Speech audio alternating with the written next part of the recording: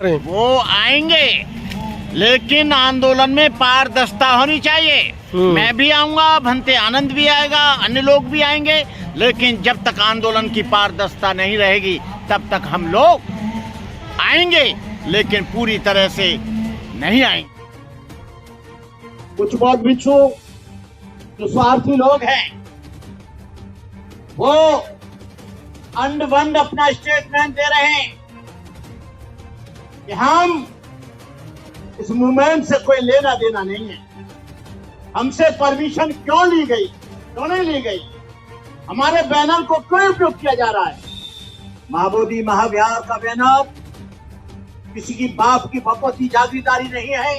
ने कहा है कि बुद्ध पूर्णिमा पर आइए, और बुद्ध पूर्णिमा पर हम काल चक्र मैदान में अपना भंते आनंद, हम और तमाम जो भारत के लोग हैं, एक कार्यक्रम हर साल आयोजित होता है, हम उसमें आमंत्रित करते हैं, इसलिए कि महाबोधि महाविहार को मुक्ति दिलाई जाए और महाबोधि महाविहार को पूरा का पूरा बौद्धों के हाथ में सौंपा जाए। अच्छा भंते जी, मेरा मित्र है भंते आनंद।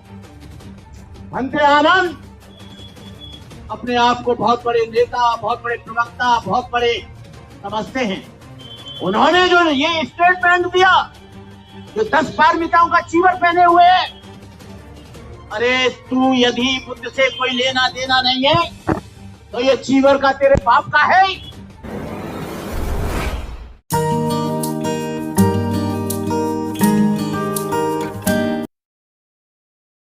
एक लंबे समय से भंते नरेंद्र जानते हैं। भंते नरेंद्र जी से मेरा करीब 50 वर्ष पुराना संबंध है, और बुद्ध गया का आंदोलन हम कालांतर में नहीं जाना चाहते। पहले क्या हुआ, किसने क्या किया, लेकिन ये नई शुरुआत पुणे से जो की है प्रज्ञाशील जी ने और आकाश लामा जी ने और अन्य उनके साथियों ने, जो भी दार्जिलिंग के लोग हैं या हिमालयंस लोग हैं, मैं अनुवाद के लिए उन्हें साधुवाद देता हूं। बुद्ध गया आंदोलन बहुत लंबे समय से चल रहा है। अनागारिक धर्मपाल जी ने चलाया, उसके बाद भंते सुरेश ससाई, करुणाकर और प्रज्ञाशील और आनंद जी ने चलाया। हमने हजारों मेमोरेंडम भारत सरकार को पीएम, लेकिन वो डस्टबिन में डाल दिए गए। अब जो लड़ाई शुरू हुई है, वो इसलिए नहीं हुई कि हिंदुओं के मैनेजमेंट में हमको मेंबर बना दिया जाए या माइनॉरिटीज का मेंबर बना दिया जाए। ये लड़ाई अंतिम दम तक है। जब तक ये महाबोधि महाविहार मुक्त नहीं हो जाता तब तक हम लोग चैन से नहीं बैठेंगे। कुछ बहुत बिच्छू जो स्वार्थी लोग हैं वो अंड वंड अपना स्टेटमेंट दे रहे हैं कि हम इस मूवमेंट से कोई लेना देना नहीं है। हमसे परमिशन क्यों ली गई, क्यों नहीं ली गई, हमारे बैनर को क्यों उपयोग किया जा रहा है। महाबोधि महाविहार का बैनर किसी की बाप की भपौती जागीरदारी नहीं है। जो महाबोधि विहार को जो लड़ेगा बैनर उसका होता है, उन बेईमान लोगों का बैनर नहीं होता है। जो बेईमान लोग बैठे भी हैं और बैनर की बात करते हैं। बैनर किसी का पेटेंट नहीं है, किसी का रजिस्टर नहीं है, किसी का नाम नहीं है। और महाबोधि महाविहार का आंदोलन चलाना किसी की जागीर नहीं है, किसी के बाप की संपत्ति नहीं है। जो लोग लड़ेंगे वो आगे जाएंगे, जो दौड़ेंगे वो मंजिल पर पहुंचेंगे, जिन्होंने यात्रा शुरू की है वो अपने लक्ष्य पर पहुंचेंगे। ऐसे लोग निठल्ले और निकम्मे लोग, जिन्होंने गवर्नमेंट की दलाली की हो, जिन्होंने गवर्नमेंट से साठगांठ की हो, जिन्होंने बेटी एमसी में बैठकर गांठ कर रहे हो, जो यहाँ के चीफ सेक्रेटरी को मिलते हो, वो लोग भूल जाएं। यदि वो साठगांठ करके आएंगे और वो मेंबर बनना चाहेंगे, उनको पीट पीट कर उनकी चमड़ी उधेड़ दी जाएगी और सबसे पहला व्यक्ति मैं हूंगा जो चमड़ी उधेड़ूंगा। मेरा मित्र है भंते आनंद। भंते आनंद अपने आप को बहुत बड़े नेता, बहुत बड़े प्रवक्ता, बहुत बड़े समझते हैं। उन्होंने जो ये स्टेटमेंट दिया, जो 10 पारमिताओं का चीवर पहने हुए है, अरे तू यदि बुद्ध से कोई लेना देना नहीं है तो ये चीवर का तेरे बाप का है। ये चीवर भगवान बुद्ध की 10 पारमिताओं का है। और ये चीवर पहनकर कोई आदमी ये कहे कि मूवमेंट से मेरा कोई लेना देना नहीं है, भगवान बुद्ध का चीवर पहने हैं, भगवान बुद्ध के द्वारा उपसंपदा ली है, भगवान बुद्ध के 227 का नियम तुझे दिए गए हैं, सामवेद भरकर तुझे 75 सेखी दी गई है, अष्टांगिक मार्ग और फुटी समझपात दिया गया है, और तू कहता है कि ये हमारा इससे कोई लेना देना नहीं। मैंने आनंद को कहा कि मैंने तुमने जो कहा है तो तुम कोई बहुत बड़े लीडर या प्लीडर नहीं हो, कोई बहुत बड़े पढ़े लिखे या दादागिरी नहीं हो, कोई लाट साहब नहीं हो, कोई गवर्नमेंट में बहुत बड़े पद पर नहीं हो। तू भी भीख मांगता है, मैं भी भीख मांगता हूँ। जब लड़ाई होती है तो कहते हैं साले भिखारी बना दूंगा। तो भाई मैं तो पहले से भिखारी हूँ और तेरे से बड़ा भिखारी हूँ। तू छोटा भिखारी है, मैं बड़ा भिखारी हूँ। तो कहने का मतलब यह है कि जो भी भिक्षु इसमें नहीं आता है उसको बौद्ध धर्म से हम निष्कासित करते हैं। और हम कहना चाहेंगे देश के लोगों से, इस लड़ाई में बौद्ध भिक्षु नहीं आता है, उसका खाना पीना बंद करो, उसका सोशल भाई कार्ड करो, उसको भोजन मत दो, उसको दान मत दो, उसको सम्मान मत दो, क्योंकि ये बौद्ध गया का महाबोधि मंदिर हमारे सवाल है, हमारे स्वाभिमान का सवाल है, हमारे धर्म का सवाल है, हमारी एक बहुत बड़ी शक्ति का सवाल है।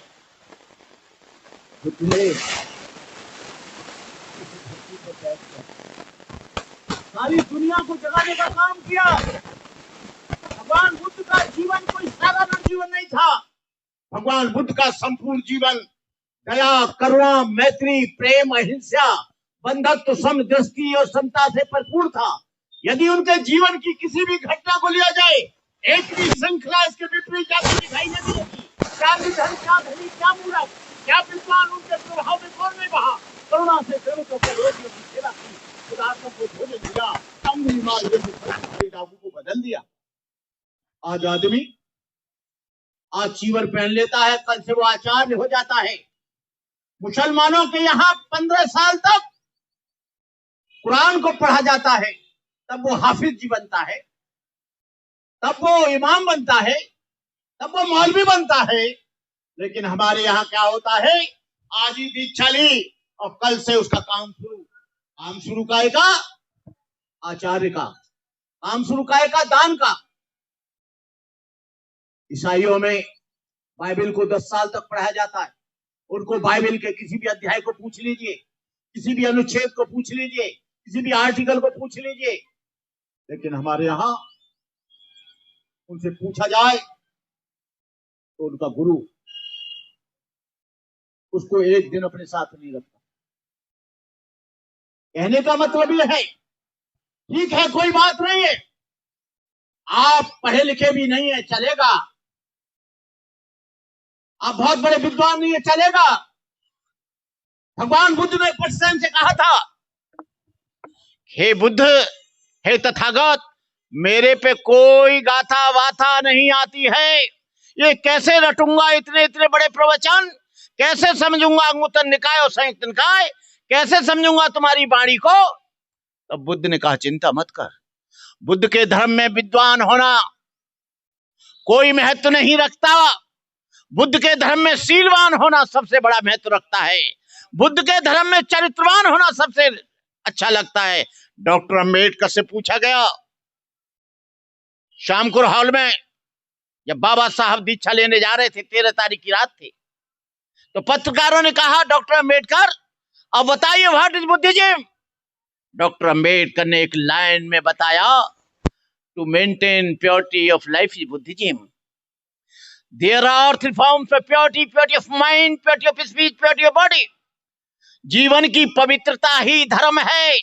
नैतिकता ही धर्म है, शील ही धर्म है, करुणा ही धर्म है, मैत्री ही धर्म है, समता ही धर्म है, भाईचारा ही धर्म है, और भूखे नंगे गरीब शोषित पीड़ित लोगों की सेवा करना ही धर्म है। धर्म कोई ऐसा नहीं है कि किसी पेड़ पर चढ़ जाओ, धर्म ऐसा नहीं है कि गंगा में नहा लो तो तुम्हारे पाप कम हो जाएं। यदि ऐसा होता, बुद्ध का धर्म याचनावादी नहीं है, प्रार्थनावादी नहीं है। बुद्ध का धर्म शील पर आधारित है, बुद्ध का धर्म संकल्प पर आधारित है। ऐसा नहीं है कि विषय विकार मिटाओ पाप हरो देवा, विषय विकार करो ही मत। बुद्ध कहते हैं कोई भी पाप करो मत जो बार बार तुमको पश्चाताप करे।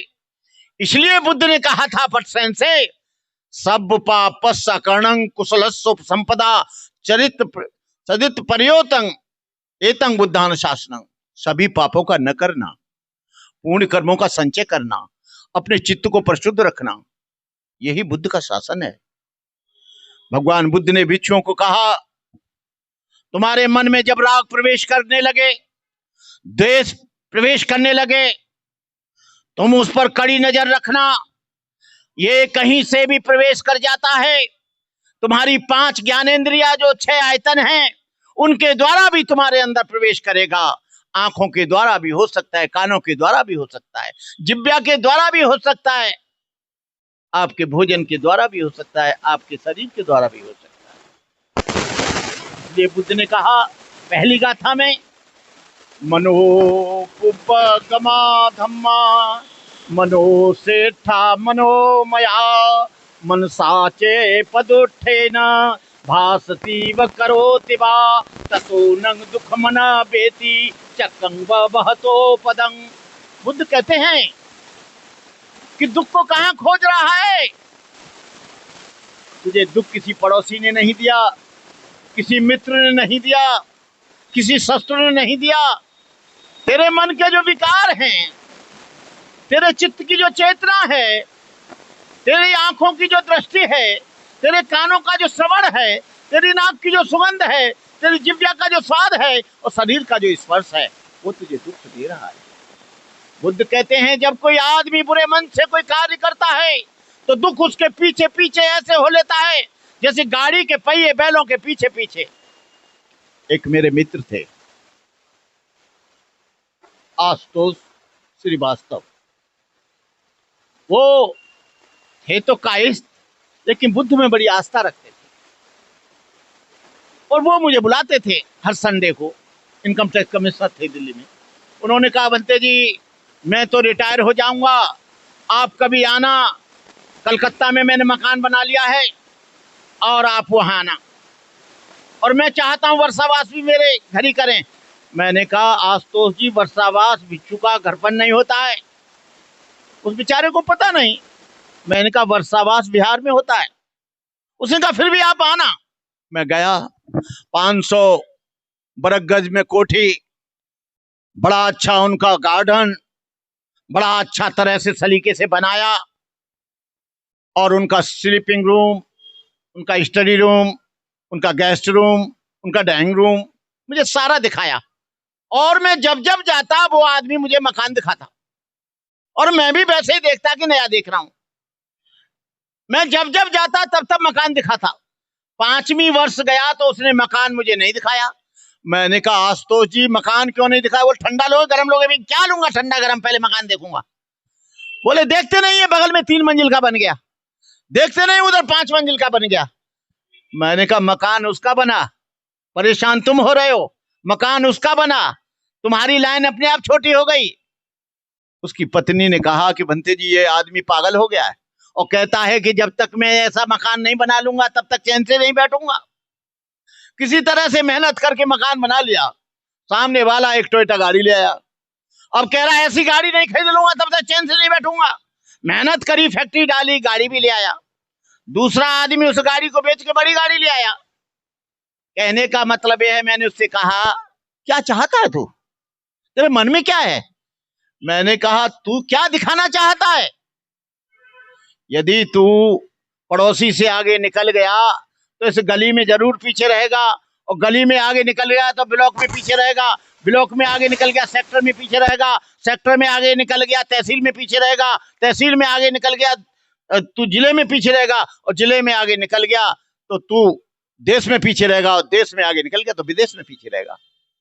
कहने का मतलब यह है, आदमी को तृष्णा, लगातार भागते रहना मनुष्य को खोखला कर देती है, ढेर सारी बीमारियों को आमंत्रित करता है। बुद्ध का धर्म एक बहुत शालीनता का धर्म है, और बुद्ध का धर्म कोई ऐसा नहीं है कि किसी भगवान ने आपको कष्ट दे दिया। बुद्ध पहले ही कह गए 4 आर्य सत्य में कि दुनिया में दुख है, लेकिन दुख का कारण है, दुख का निवारण हो सकता है, लेकिन उसको ढूंढना पड़ेगा।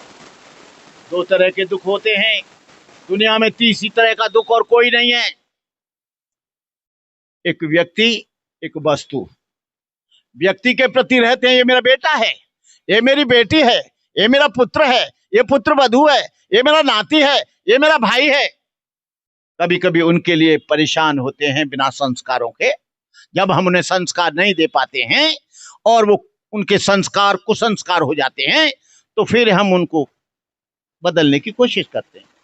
वस्तु, उसके पास बड़ा मकान है, मेरे पास छोटा मकान है, उसके पास बड़ी गाड़ी है, मेरे पास छोटी गाड़ी है, उसके घर में एलसीडी का टीवी लगा है, मेरे घर में छोटा लगा है, उसके घर में डाइनिंग टेबल है, मेरे घर में नहीं। 2 तरफ। इसलिए बुद्ध कहते हैं मत व्यक्ति में उलझो न वस्तु में उलझो, तुम अपने जीवन को सरल और सहज तरीके से जीते रहो। अविरल धारा की तरह जैसे नदी बहती है कलकल करती हुई, इस जीवन को चलने दो।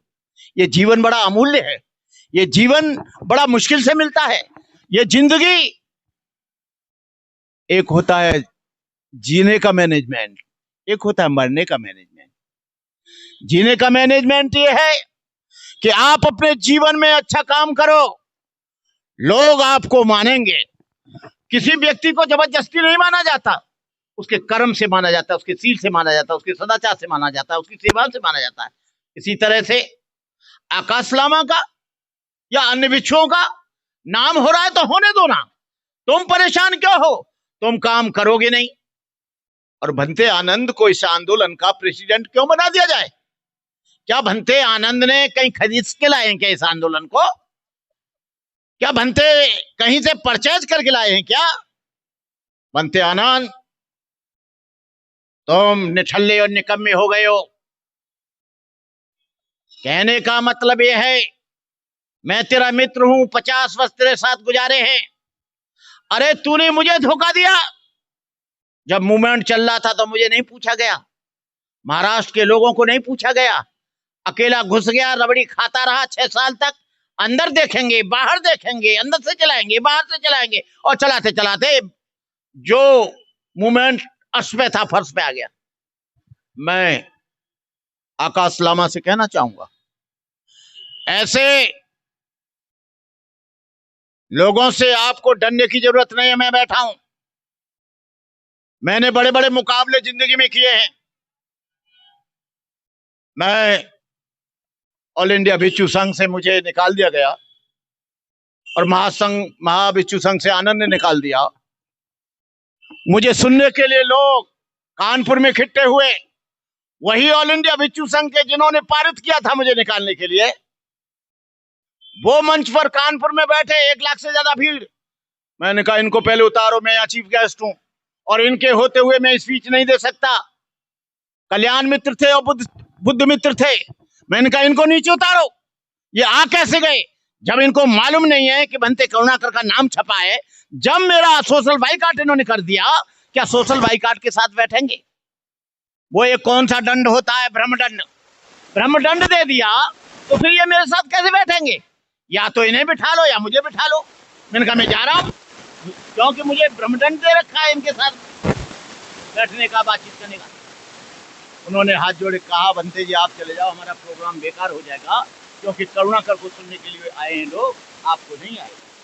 जिस आदमी की वाणी में तीव्रता होती है, जिस व्यक्ति की वाणी में निष्पक्षता होती है, जिस व्यक्ति की वाणी में कोई स्वार्थ नहीं होता है, जिस व्यक्ति की वाणी में कोई लोभ और मोह नहीं होता है, उसे दुनिया में कोई भी आदमी झुका नहीं सकता। मैं निरंतर काम कर रहा हूं, मेरे जीवन में आंधी भी आए, तूफान भी आए, आंधियां भी चली, लेकिन क्या मजाल कि मेरे कदम डोले। लोभ और अहंकार, भय और संकीर्णता मेरी चौखट से निराश होकर लौटते रहे। जिंदगी में तूफान आएंगे। बुद्ध के जीवन में भी कितने तूफान आए। नालागिर हाथी को छोड़ा गया। चिंचा नाम की स्त्री ने काट का पेट लगाकर बुद्ध को कलंकित करने का दुष्चरित्रता का उन पे वो लगाया गया, लेकिन बुद्ध आगे बढ़ते गए। हम कहते हैं कि आप आकाश लामा, यदि तुम इस आंदोलन से पीछे हट गए तो तुम्हारा जो बुद्ध कहते हैं निर्वाण, तुमको निर्वाण नहीं मिलेगा। यदि तुम इसमें लगातार लगे रहे, आज मूवमेंट में तुम मर भी गए, तो तुमको निश्चित रूप से निर्वाण मिलेगा। और निर्वाण के साथ तुम्हें दुनिया याद करेगी, हम तुम्हारे साथ हैं। हम लगातार आपके पक्ष में वाइट देते हैं, लगातार हम आपके बारे में बोलते हैं। हमने आज तक कोई खिलाफत नहीं की, और जो भी है, हम बुद्ध पूर्णिमा के दिन आएंगे और भंते आनंद के मंच को जबरदस्ती कैप्चर करूंगा, और भंते आनंद रोकेगा तो मैं उसे जीने नहीं दूंगा। कहूंगा मैं तेरा छोटा भाई हूं, आधा आधा कर ले, मेरा भी हिस्सा है इसमें। तू भी आनंद मित्र का चेला है, मैं भी आनंद मित्र का चेला हूं। अब तुझे मैं अकेले को नहीं खाने दूंगा, चाहे कुछ हो जाए, चाहे तू चीफ सेक्रेटरी के पास जा, चाहे तू वहां बीटीएमसी में जा, चाहे तू नितिन से मिल, लेकिन मैं तुझे जब तक मुक्त नहीं हो जाता महाबोधि महाविहार, उसमें तुझे कभी मेंबर बनने नहीं दूंगा। समझ ले मेरी बात, और बहुत अच्छी तरह से समझ लो। यदि पूरा बौद्धों के हाथ में नहीं आता है, पहले गलती हो गई तो गलती हो गई, और अब कोई व्यक्ति इनके साथ मेंबर बनेगा तो समझ लो बस, क्योंकि मेरी भी एज पूरी हो चुकी है। मैं ऐसा एक पवित्र काम तो करके जाऊंगा ही बुद्ध के लिए कि दुनिया याद करे, और मैं भी अमर होना चाहता हूं उन लोगों को। तो मैं बुद्ध की सेवा के लिए पूरा समर्पित हूं। आप भिक्षु संघ को मैं अपनी तरफ से बहुत बहुत साधुवाद देता हूं, मंगल कामनाएं करता हूं।